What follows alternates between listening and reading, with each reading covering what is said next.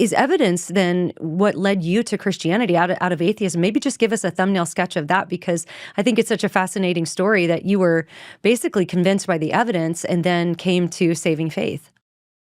I was. It was actually my wife that came home one day, and she told me, she said, "I feel like Jesus is calling me back."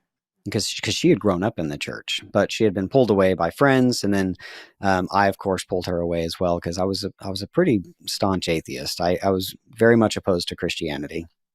But when she said that, I was like, all right. Well, I love her, so I'm going to go to church and see what this is all about. Well, she dragged me into a church, and I remember looking around, and I'm like, yeah, I get it. I mean, it gives people something to hope in. It's just not true. And so I figured all I have to do to stop going to church was to show her that it wasn't real, that none of this was real. Well, that started a 3-year journey of me just actually taking a second look at it. You see, because I based my entire belief system on slogans or phrases that I would hear, like God can't exist if evil exists, evolution has disproven Christianity, science and the Bible are not compatible. And I never really dug deeper to see what the evidence actually was for Christianity. And so what that did is that challenged me to take a second look at it and dive in deeper. And it's ironic because as an atheist, I always looked at Christians as being narrow-minded. But I realized that as an atheist, I was being narrow-minded because I wasn't Wow. willing to take a second look at it. And so whenever I really started to dive in, it was one thing after another. The evidence for fine-tuning was overwhelming. The evidence for the origins of the universe and the cause of the universe was overwhelming.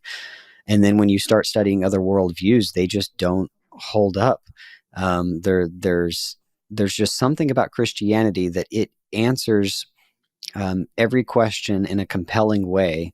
And it really is what I would say is the best explanation for the reality that we find ourselves in. It has the best explanatory power versus every worldview that's out there.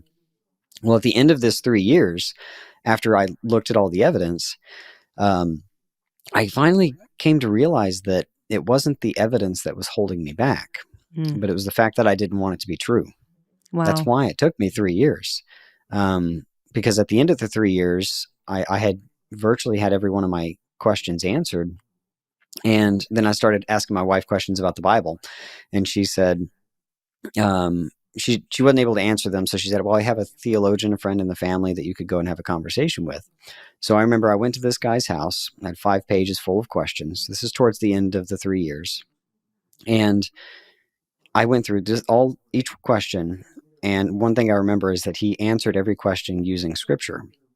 Hmm. And then he just looked up at me and he says, so do you think that it's actually true? And at that point, I had no more objections. I said, yeah, I think so.